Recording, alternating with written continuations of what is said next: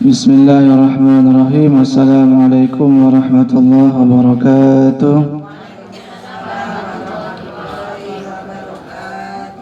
Alhamdulillah wa kafa wassalatu wassalamu ala nabiyil mustafa wa ala alihi wa sahbihi wa man wafa. Qala rabbi shrah li sadri wa yassir li amri wahlul 'uqdatam min lisani yafqahu qawli, amma ba'd. فيا عباد الله أوصي نفسي وإياكم بتقوى الله فقد فاز المتقون ولا تموتن إلا وأنتم مسلمون. فقال تعالى مذكرا بذلك: يا أيها الذين آمنوا اتقوا الله وقولوا قولا سديدا يصلح لكم أعمالكم ويغفر لكم ذنوبكم ومن يطع الله ورسوله فقد فاز فوزا عظيما. Bapak Ibu rahimakumullah, alhamdulillah kita diperjumpakan kembali oleh Allah Subhanahu wa taala dalam majelis ini, sedikit belajar hadis-hadis dari Nabi kita Muhammad sallallahu alaihi wasallam, dan semoga kajian kita dicatat amal ibadah berpahala di sisi Allah Subhanahu wa taala. Amin. Bapak Ibu rahimakumullah, pada kesempatan kali ini kita masuk hadis yang ke-29 tentang abwabul khairi wa masalikul huda, pintu-pintu kebaikan dan jalan-jalan hidayah.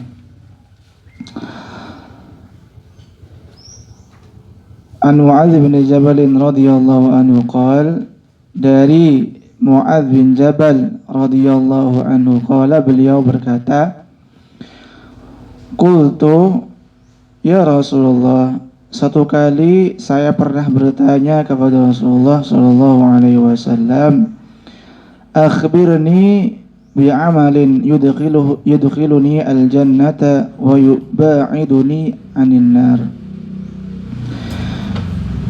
Kata Mu'adz bin Jabal, wahai Rasulullah, tolong kasih tahu saya suatu amalan, suatu perbuatan atau suatu amal yang bisa memasukkan saya ke dalam surga dan menjauhkan saya dari api neraka.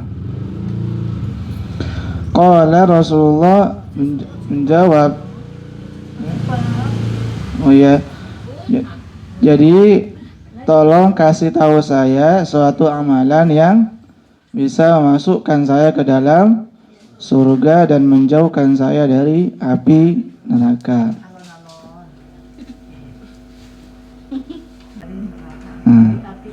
Dari api neraka atau dari neraka juga apa. Qala, Rasulullah menjawab, laqad sa'alta an 'azim wa innahu la yasirun 'ala man yassarahu Allah ta'ala alaih. Rasulullah menjawab, sungguh kamu menanyakan sesuatu yang amat besar,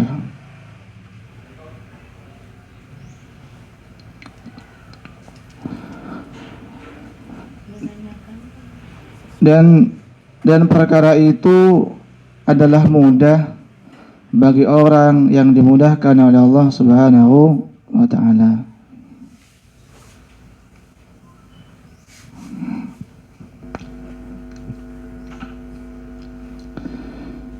Jadi kata Nabi, kamu sungguh menanyakan sesuatu yang amat besar, perkara yang amat besar, dan perkara tersebut adalah mudah bagi orang yang dimudahkan oleh Allah Subhanahu wa ta'ala. Apa saja perkara yang bisa mengantarkan kita ke dalam surga dan menjauhkan dari api neraka? Nabi kemudian melanjutkan, ta'budullaha la tusyriku bihi syai'a. Ini ya perkaranya, hal-hal yang bisa mengantarkan ke surga dan menjauhkan dari neraka, yaitu ta'budullaha la tusyriku bihi syai'a, engkau beribadah kepada Allah dan tidak menyekutukannya dengan sesuatu apapun.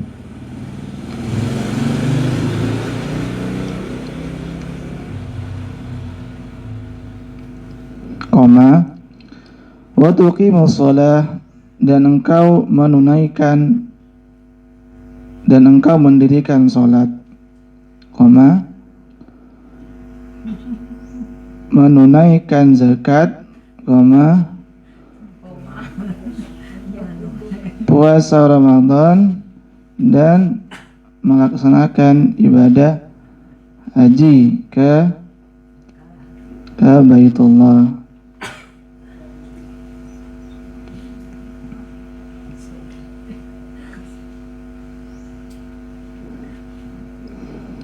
Ini panjang Bapak Ibu hadisnya, kita coba cukupkan di situ dulu. Nanti kalau waktunya cukup kita lanjutkan. Jadi ini satu ketika ada sahabat namanya Mu'adz bin Jabal. Beliau bertanya kepada Rasulullah Sallallahu Alaihi Wasallam. Ya, bertanya perkara yang besar ternyata, kata Nabi. Yang ditanyakan oleh Mu'adz ternyata bukan gimana cara naik pangkat gitu ya, atau macam-macam. Tapi ternyata Mu'adz bin Jabal bertanya kepada Rasulullah, gimana caranya agar saya bisa masuk surga dan dijauhkan dari neraka. Ini sahabat ya, biasa seperti itu, memang bertanya kepada Rasulullah Sallallahu Alaihi Wasallam tentang ilmu. Kemudian Nabi menjawab, pertanyaanmu itu, kata Rasulullah, adalah pertanyaan yang amat besar, perkara yang amat besar, dan itu memang intinya kehidupan ini. Beliau tahu tidak, Bapak Ibu?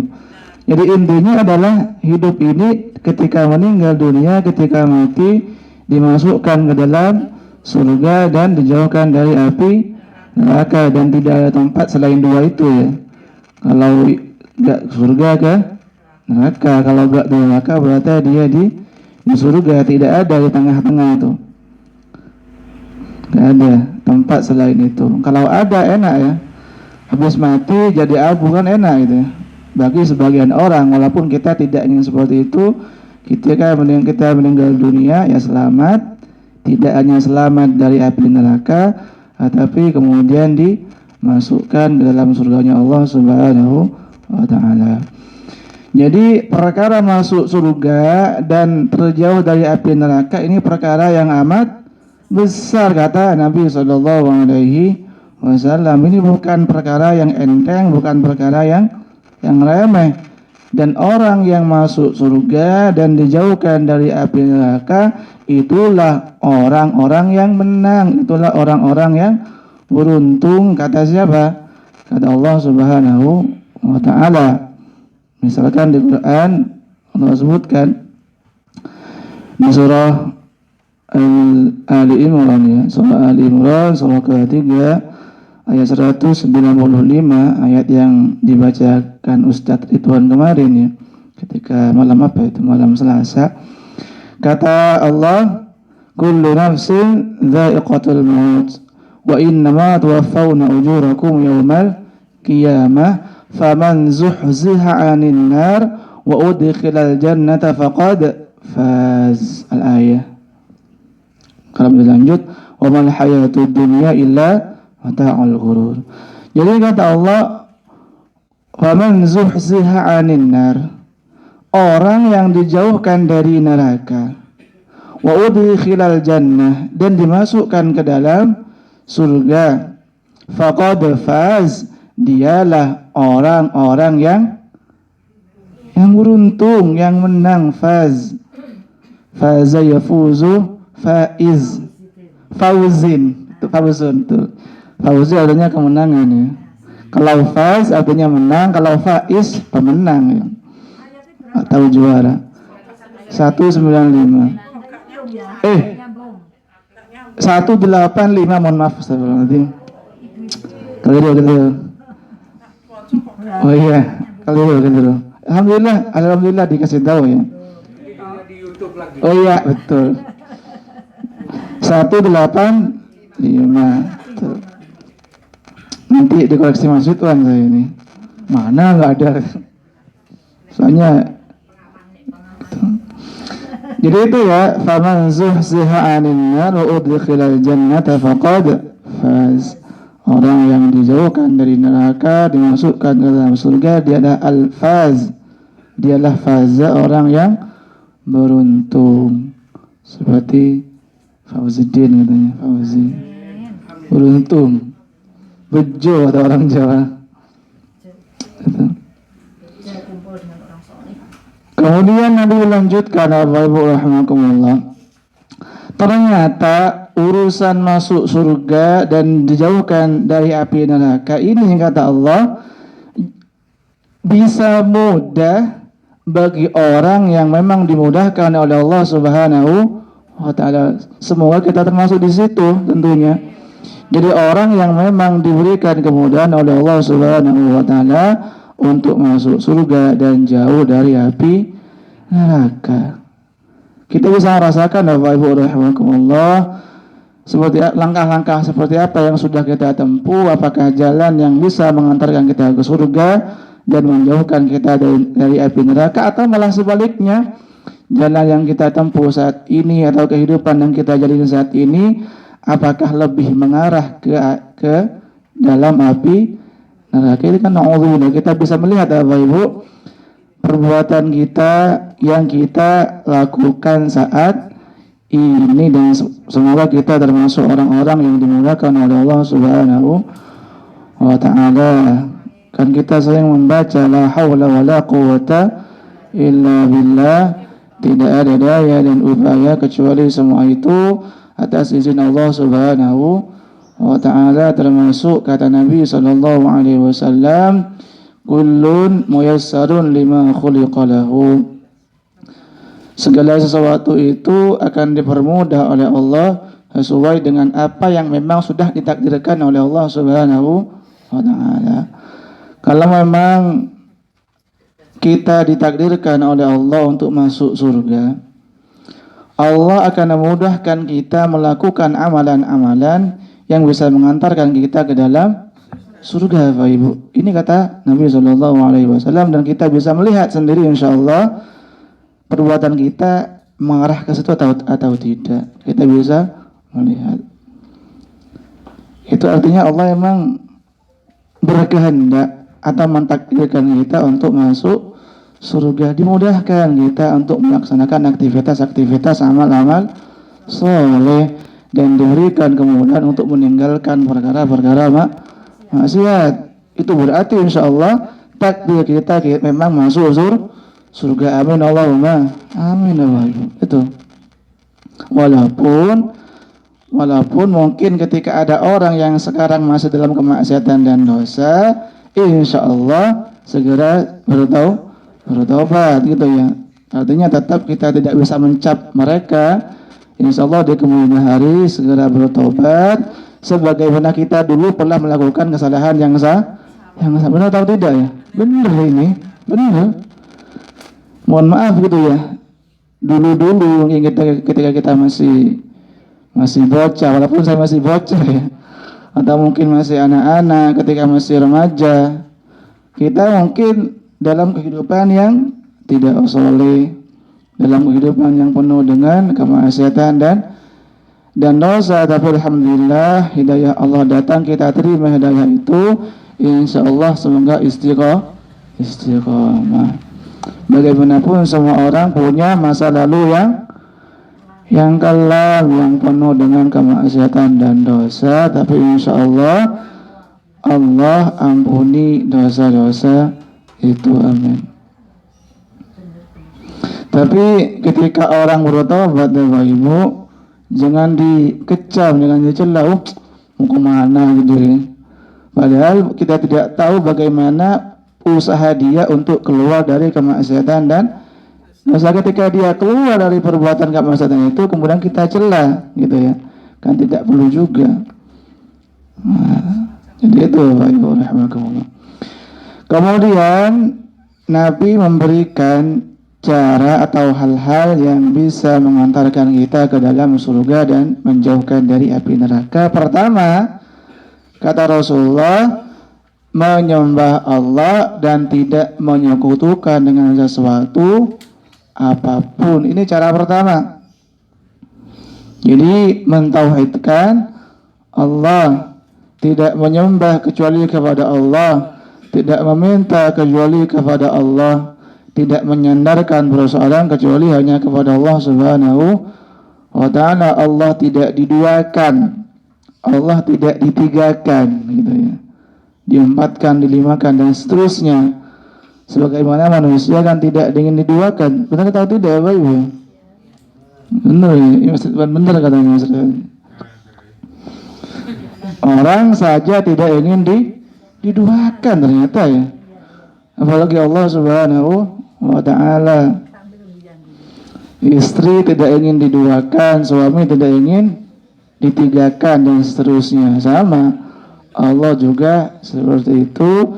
Karena Allah adalah zat yang paling berhak untuk disembah, maka Allah tidak ingin ada tanda kutip ya, Tuhan-Tuhan yang lain yang disembah selain Allah Subhanahu wa ta'ala. Karena kami sampaikan kemarin, kesyirikan ini adalah kezaliman yang sangat-sangat amat besar. Sebagaimana ayat tadi kemarin kami sampaikan, surah Luqman, surah ke-31 ayat ke-13. Kata Allah, wa idh qala Luqman li ibnihi wa huwa ya'idhuhu ya bunayya la tusyrik billah inna syirka la zulmun azim. Ingatlah ketika Luqman memberikan nasihat kepada anaknya, ya bunayya, atau duhai anakku, la tusyrik billah, janganlah kamu sekali-kali menyekutukan Allah. Inna syirka la zulmun azim, karena kesyirikan itu, menduakan Allah itu, la zulmun azim, merupakan kezaliman yang amat sangat besar, Bapak Ibu. Jadi ini yang pertama, menyembah Allah dan tidak menyekutukannya dengan sesuatu apapun. Dan orang-orang yang musyrik, orang-orang yang kafir itu sudah tidak ada kesempatan masuk surga ketika dia meninggal dunia dalam kesyirikan, dalam kekafiran. Na'udzubillah, ini luar biasa penderitaannya ini sebetulnya ya. Udah nelongso sebetulnya kalau udah meninggal dalam kekafiran ya Pak.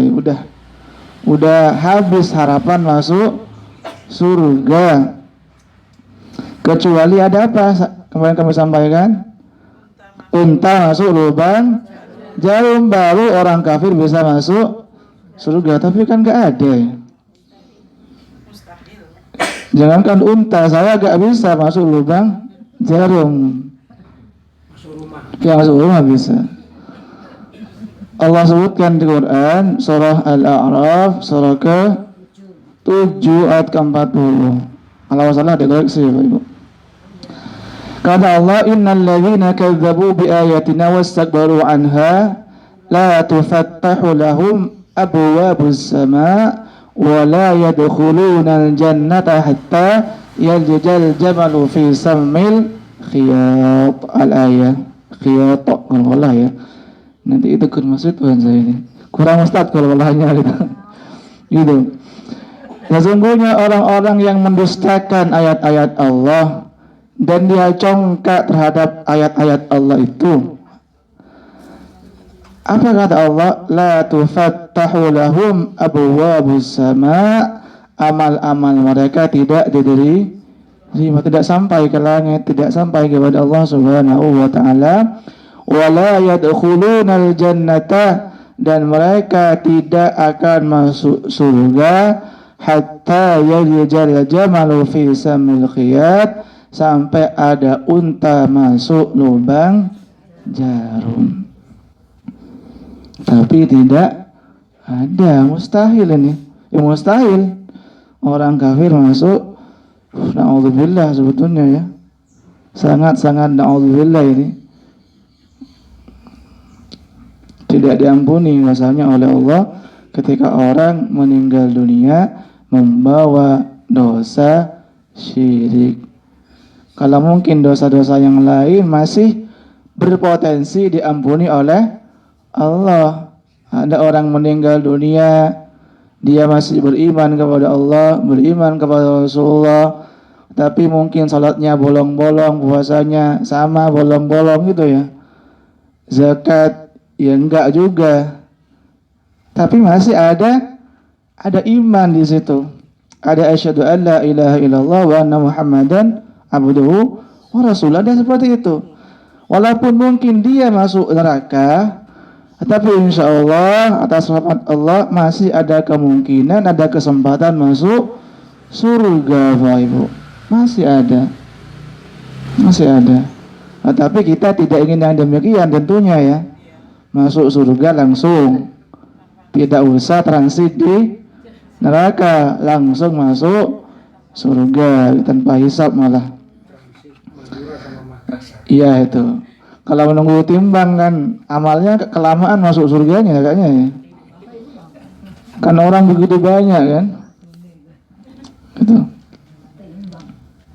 Ditimbang. Ini aksen Madura katanya.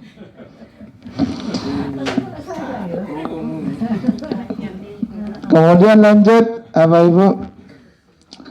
Wa tuqimus shalah. Yang pertama kan mentauhidkan Allah. Yang kedua wa tuqimus shalah, mendirikan salat. Ini juga mendirikan salat. Salat wajib tentunya ini Bapak Ibu secara khusus, yaitu zuhur, asar, maghrib, isya dan subuh. Bahkan kata Nabi SAW, bainal iman wal kufri atau bainal mu'mini wal kafir tarkus shalah. Perbedaan antara orang mukmin dan orang kafir itu bisa dilihat dari apanya? Salatnya, meninggalkan salatnya. Apalagi salat apa yang paling berat Bapak Ibu? Salat subuh. Berat ini. Orang-orang munafik paling berat adalah ketika melaksanakan salat subuh. Berat ternyata subuh. Kita tidak bicara salat tahajud ya, salat subuhnya aja berat ini. Tuh. Loh. Iya ini. Berat ini. Berat. Benar tahu tidak ya? Berat. Bukan saya yang bilang tapi Allah yang bilang. Kata Allah Subhanahu wa taala surah Al-Baqarah surah kedua ayat 45 46. Kata Allah wasta'inu bis-sabri was-salah wa innaha lakabiratun illa 'alal khashi'in. Hafal semua kayaknya ini. Ustazah semua kayaknya. Kata Allah wasta'inu bis-sabri was-salah wasta'inu bis-sabri was-salah. Carilah pertolongan Allah melalui apa? Sabar dan salat. Wa innaha lakabiratun illa 'alal khashi'in. Akan tetapi kata Allah, salat itu berat. Illa 'alal khashi'in, kecuali bagi orang-orang yang khusyuk, yang takut, yang memang mengharapkan perjumpaan dengan Allah Subhanahu wa taala, dia insyaallah diberikan kemudahan untuk menunaikan salat. Tentunya tidak hanya melaksanakan salat, juga mendirikan salat. Artinya ya jemaah dilakukan, salatnya juga di masjid atau di musholla gitu ya. Merapatkan shaf dan seterusnya. Itu bagian dari mendirikan salat, tidak tanda kutip ya, tidak sekedar salat sak-sae katanya. Salat seadanya. Yang diminta oleh Allah dan Rasulnya adalah tuqimus salat, mendirikan salat, termasuk juga salah satu mendirikan salat adalah mengajak orang lain untuk sama-sama salat. Benar ya? Ya, khusyuk juga bagian dari mendirikan, menegakkan sholat. Dan sebetulnya ini apa namanya Bapak Ibu? Terkadang ini bagian dari rukun iman nanti ya. Kan tadi kan ditulis ya. Sholat, kemudian setelah ini zakat, kemudian puasa dan haji. Ini rukun Islam. Rukun itu artinya tiang ya, atau penyangga. Jadi seperti halnya kursi, ada empat apa itu? Empat kaki, empat penyangga, satu patah timpang, kelimpungan, nggak bisa dipakai. Sama, Islam itu punya 5 tiangnya. Kalau satu tidak dikerjakan, tidak dimaksimalkan, atau malah ditinggalkan, maka timpang keislaman orang itu. Ini ya Pak Ibu. Sebagaimana tadi, atau rumah ini ada tiangnya, musola gitu ya. Tiangnya 3, satu roboh, ikut roboh juga kemungkinan besarnya musola itu. Begitulah keislaman seseorang. Kelima-limanya ini harus dilakukan, dimaksimalkan sebaik mungkin, dilakukan atau bahkan ditegakkan. Makanya kata Rasulullah SAW, as-salatu imaduddin. Salat itu tiang agama. Barang siapa yang menegakkan salat, itu artinya dia menegakkan agama. Wa man tarakaha faqad hadamaddin. Barang siapa yang meninggalkan salat, sungguh dia telah menghancurkan agama Islam ini. Kenapa? Karena tiangnya sudah dirobohkan. Ini salat wajib tentunya, Bapak Ibu. Maka Nabi itu kalau ada masalah gitu ya, ada problem, ada kesulitan, Nabi kemudian, ya Bilal arihna bil shalah. Duhai Bilal, ya segera azan lah. Kalau udah masuk waktunya, istirahatkan saya dengan salat. Tenangkan saya dengan salat. Tapi justru kita sebaliknya gitu ya. Justru ketika sholat gak senang. Ini tahu tidak ya? Itu masalahnya. Kalau kita istirahatnya kan dengan main HP gitu ya, nonton apa Bu Nur? Bukan Yusuf ya, nonton YouTube gitu ya. Bukan Yusuf. Nonton YouTube gitu ya. Jadi setelah sholat capek gitu ya, istirahat dengan rebahan. Nabi kebalikannya, justru ketika capek sholat. Kalau kita habis sholat capek, kebalikannya itu. Olah kebalik ini, gitu. Kebalik. Gitu.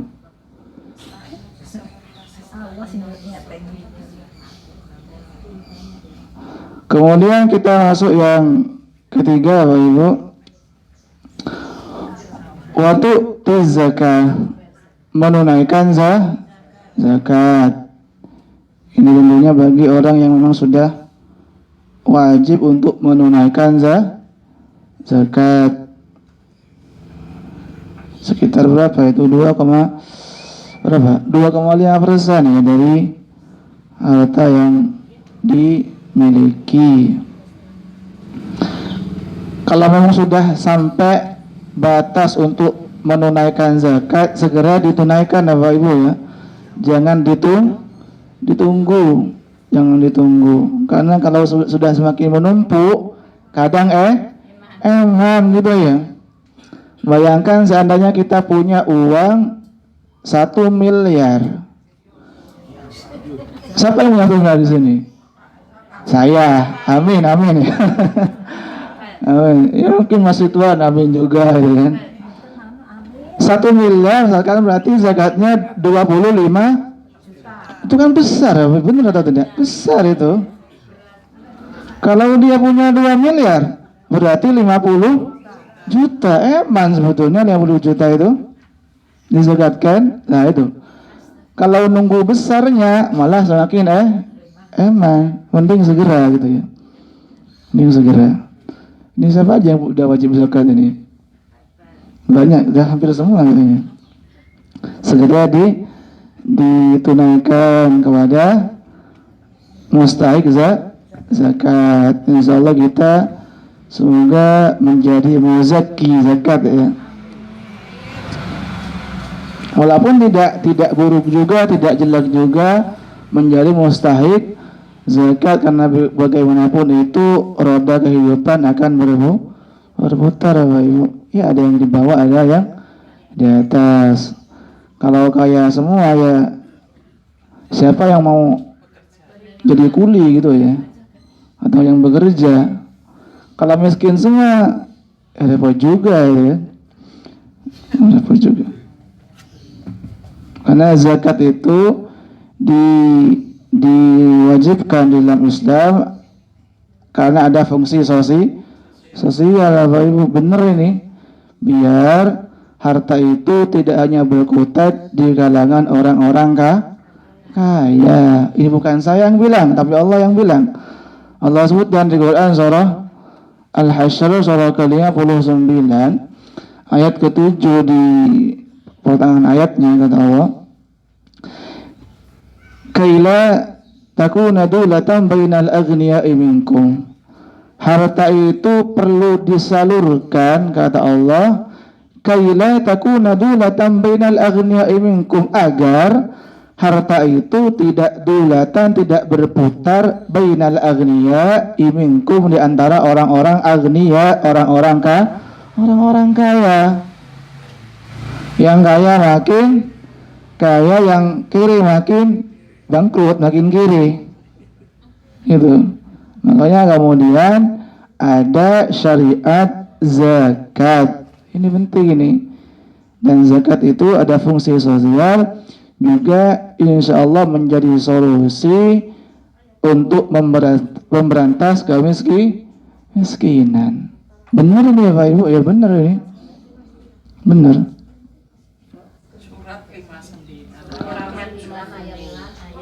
Di pertengahan ayat. Ayat 7 di pertengahan ayat ya. Panjang ayatnya itu. Itu. Harta tidak berkutat di kalangan orang-orang kaya. Kita bertanya, tidak adakah umat Islam yang kaya, Bapak Ibu? Banyak ternyata, banyak. Kalau di sini kan udah banyak ini. Ada siapa gitu. Bukan semua malah ya. Itu. Ini yang kita ya kaya secara mati yang ya. Tidak ada kaum umat Islam yang kaya, banyak. Gitu. Jadi kalau kemudian benar-benar dipraktekkan zakat ini, insya Allah benar ya, memberantas kemiskinan. Apalagi sekarang kan banyak lembaga-lembaga zakat atau basnat laziz bisa lewat itu, sehingga kemudian zakatnya bisa disalurkan dengan tepat sasaran, lebih tepat mungkin ya. Kalau mungkin kita kan kerepotan ya, mungkin kalau ada lembaga-lembaga tertentu bisa lebih tepat penyaluran zakatnya atau infaknya dan seterusnya. Jadi itu zakat wajib disalurkan, ditunaikan, dan ini juga bagian dari rukun Islam dan bagian perkara yang bisa memasukkan kita ke surga dan menjauhkan dari api neraka.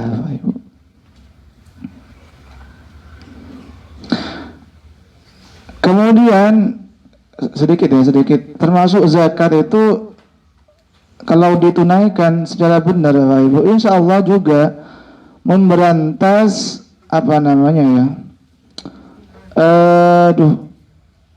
termasuk pencurian, kejahatan yang lain. Pencurian itu salah satu faktornya apa coba disebut? Karena kemiskinan, tidak ada uang untuk dimakan, maka terjadilah pencurian. Walaupun sekarang orang mencuri tidak hanya miskin, orang kaya semua. Siapa itu? Koruptor gitu ya. Enggak miskin sebetulnya. Itu masalahnya. Aduh, ya miskin hatinya itu tadi gitu. Tapi secara umum gitu ya, orang-orang maling ayam gitu ya. Kalau maling uang rakyat bukan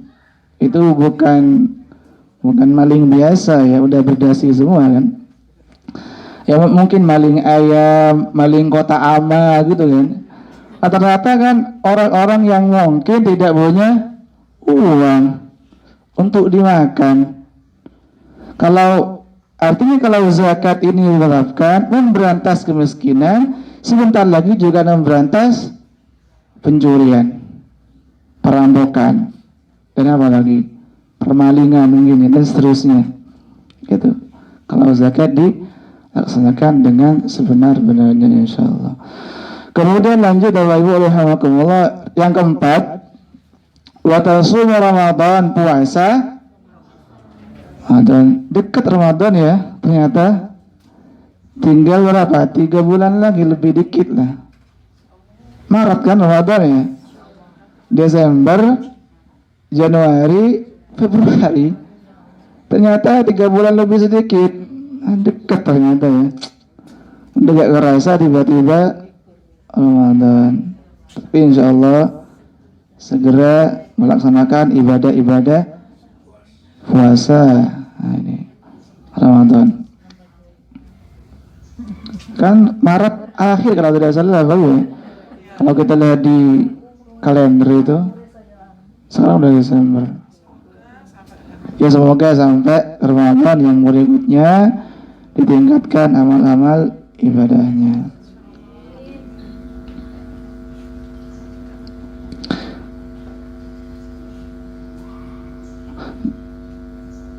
Kemudian lanjut yang kelima, wa tahujjul bait,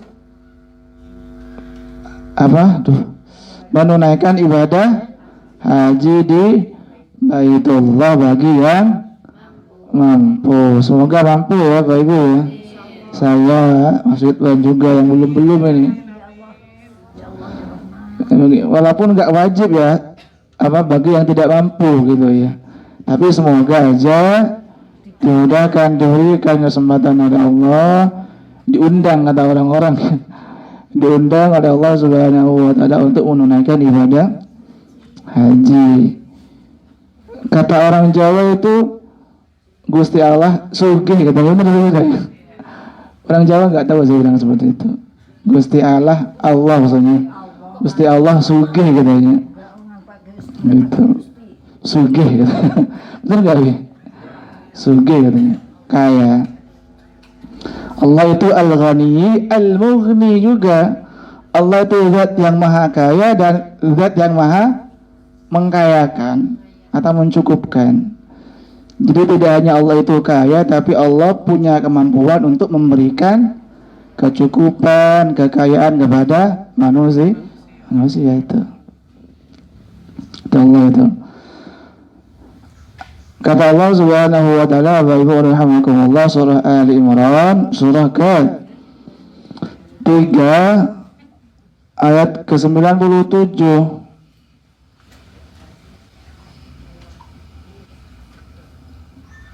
Kata Allah, walillahi 'alan nasi hajjul baiti man istata'a ilaihi sabila. Wajib menunaikan ibadah haji man istata'a ilaihi sabila, bagi orang yang mampu melakukan perjalanan ke Makkah, ke Baitullah itu. Bagi yang mampu, baik secara ekonomi tentunya ya, entah biaya pesawatnya dan seterusnya.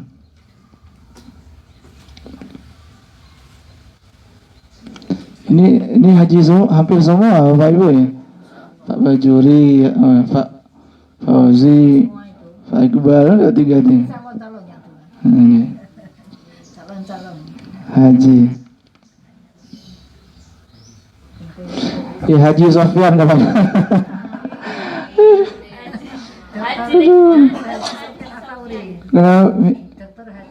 Iya Haji Muhammad sallallahu alaihi wasallam.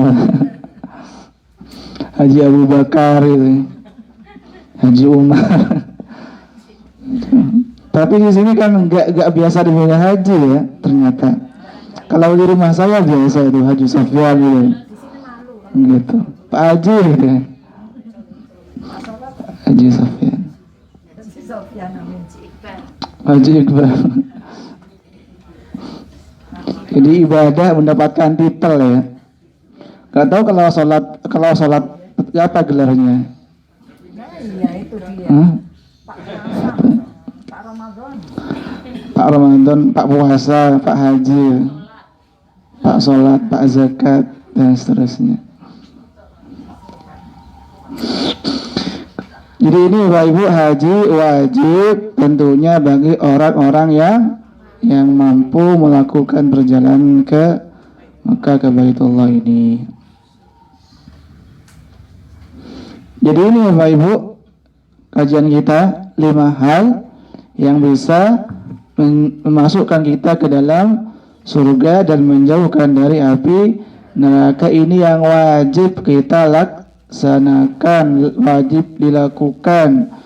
Sebagaimana yang kita sampaikan kemarin sebetulnya di hadis yang ke-22 kalau tidak salah, kan ada sahabat bertanya kepada Nabi, "Ya Rasulullah, kalau saya sholat gitu ya, kemudian zakat dan melakukan rukun Islam itu yang 5, kemudian meninggalkan perkara-perkara haram, apakah bisa saya masuk surga?"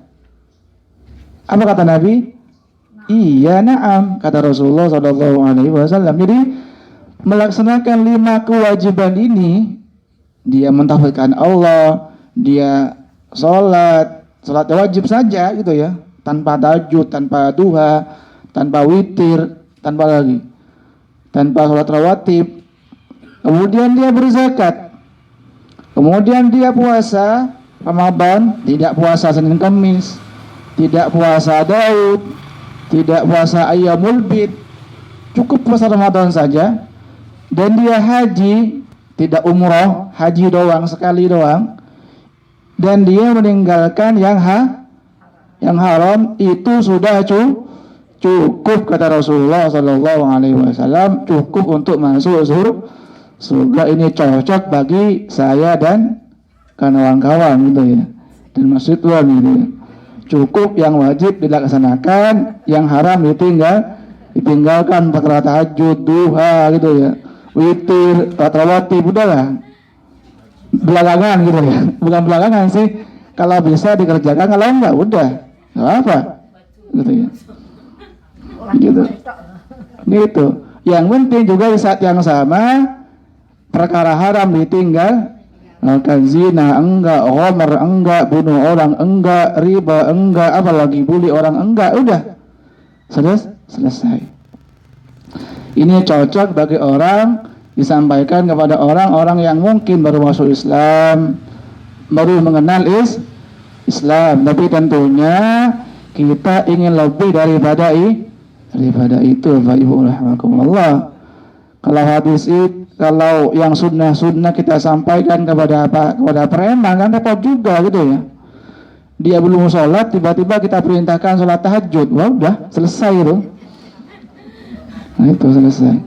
Tapi kepada para santri, para ustadz gitu ya, para ibu-ibu di sini, tidak ada masalah kita, monggo Bapak Ibu rahimakumullah, kita laksanakan sholat tahajud, kita laksanakan duha, itu bagus, sangat-sangat bagus. Dan insya Allah ibu-ibu di sini sudah mencapai level itu kayaknya ya, insya Allah gitu ya. Tidak hanya yang wajib dikerjakan, tetapi yang sunnah juga dioptimalkan. Dan bahkan mungkin ada yang di sini ketika meninggalkan sunnah sampai kayak sedih gitu ya. Ada atau tidak? Ada lah, keren itu ya. Tidak tahajud seolah-olah udah bermaksiat, itu luar biasa itu, dahsyat itu. Padahal tidak tahajud itu tidak dosa. Tetapi ketika dia meninggalkan perkara sunnah, seolah-olah dia sudah meninggalkan kemaksiatan yang luar biasa. Kalau sudah masuk pada level itu dahsyat Bapak Ibu, keren itu, dahsyat. Nah itu. Adapun saya gitu ya, Masjid Tuan juga belum mungkin ya, berproses ke situ. Insya Allah. Amin Allahumma amin. Contohnya Pak Idris. Semoga Bapak Ibu rahimakumullah bermanfaat dan dicatat amal ibadah beribadah di Allah Subhanahu wa taala. Kita tutup dengan salam. Assalamualaikum warahmatullahi wabarakatuh.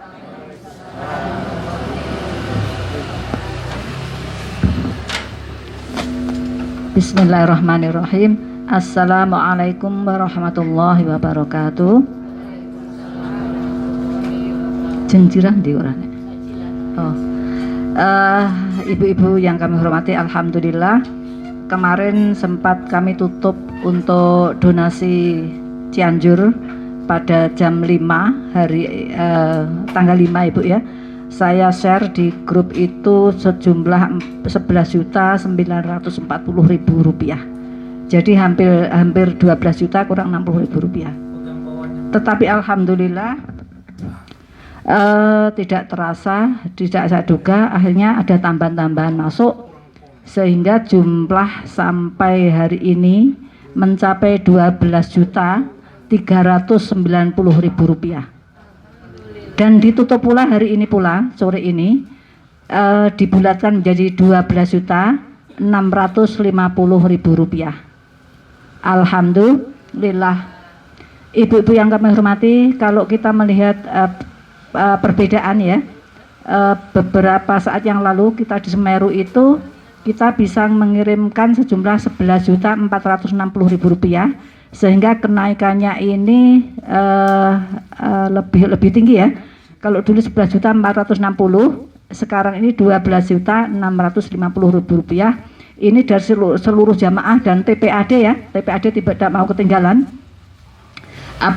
Kemudian dari teman-teman kami yang di luar beberapa saja, tapi alhamdulillah kita bisa naik seperti ini. Berarti insya Allah fluktuasi iman panjenengan kita semuanya juga naik Ibu. Alhamdulillah.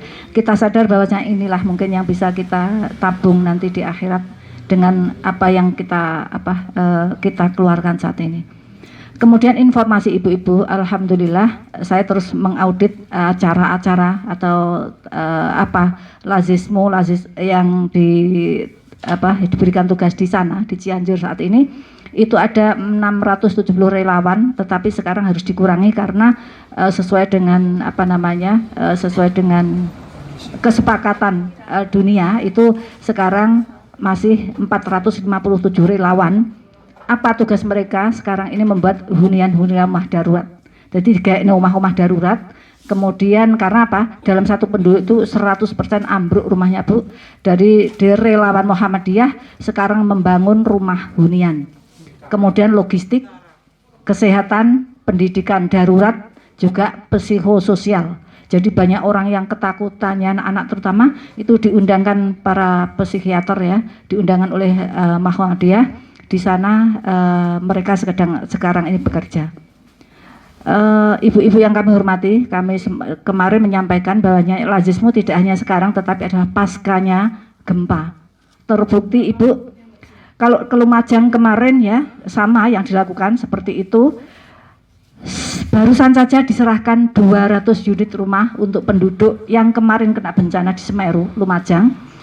Ternyata Lumajang sekarang kok agak bergoyang lagi ya Bu ya.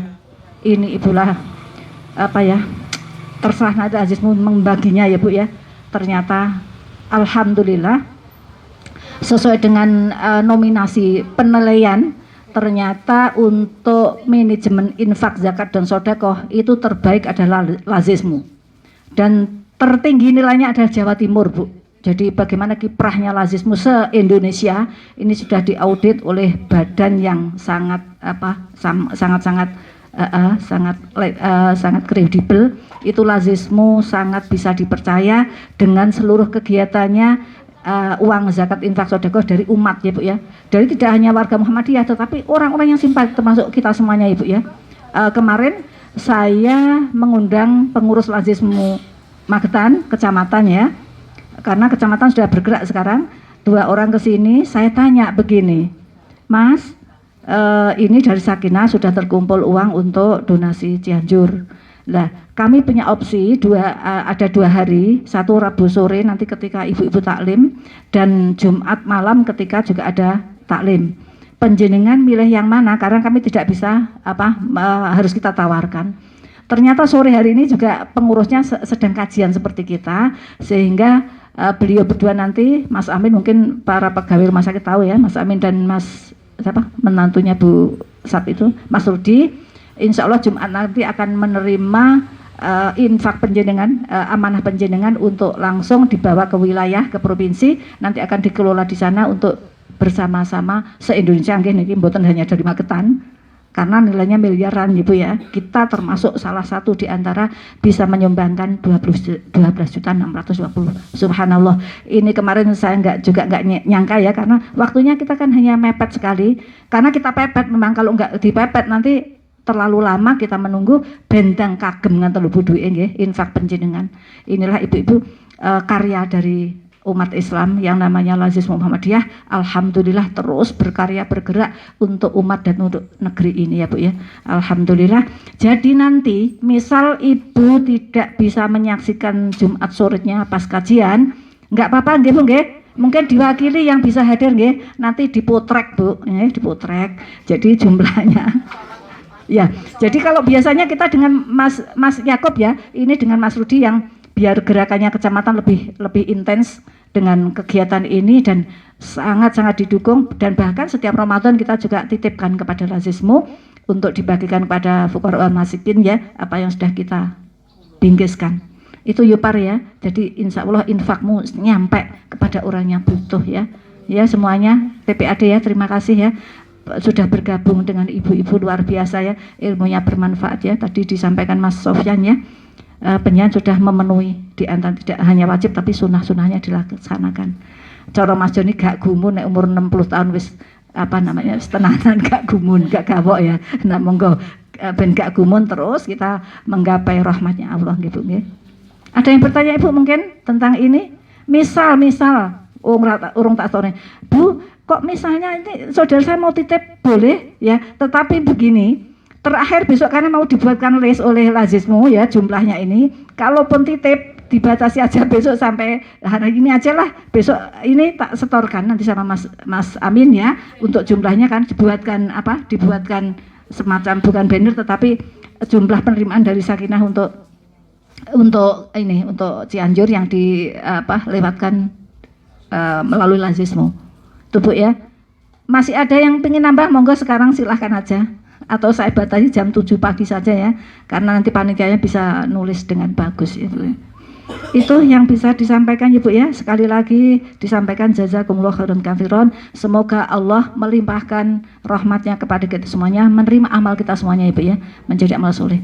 Kita doakan mudah-mudahan Ustaz Sofyan dan Ustaz Ridwan bisa menunaikan ibadah dia ya. Karena disinilah tempatnya rahmatnya para malaikat turun mendoakan kita semuanya. Ustaz Sofyan ya, Ustaz Ridwan ya. Dan Ustaz Sofyan bisa melanjutkan studi yang lebih tinggi lagi ya Bu ya. Amin. Demikian Bu informasi yang bisa kami sampaikan, dan insya Allah ini pertanggungjawabannya tidak hanya di dunia sampai ke akhir aja Bu ya. Sudah penyan salurkan kepada melalui kita ke Lazismu kepada orang-orang yang berhak menerima. Dan saya ucapkan juga terima kasih kepada ibu yang sudah menyediakan takjilnya sore hari ini. Semoga menjadi amal soleh yang bisa diperlihatkan di hadapan Allah Subhanahu Wa Taala. Tidak saya sugi teh Bu, karena kemarin waktu Riyaumil Bid nggak keminum ya Bu ya.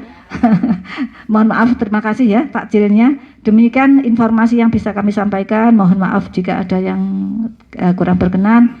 Dan ini sudah didandani oleh tukang sudah lanyah ya Bu ya. Uang infak penyan salah satunya untuk ini Bu. Jadi nggak sia-sia tiap bulan penyan titip ke Bu Nani ya Bu ya. Kemanfaatannya luar biasa ini. Monggo kita akhiri dengan doa kafaratul majelis. Subhanakallahumma wa bihamdika asyhadu an la ilaha illa anta astaghfiruka wa atubu ilaik. Assalamualaikum warahmatullahi wabarakatuh.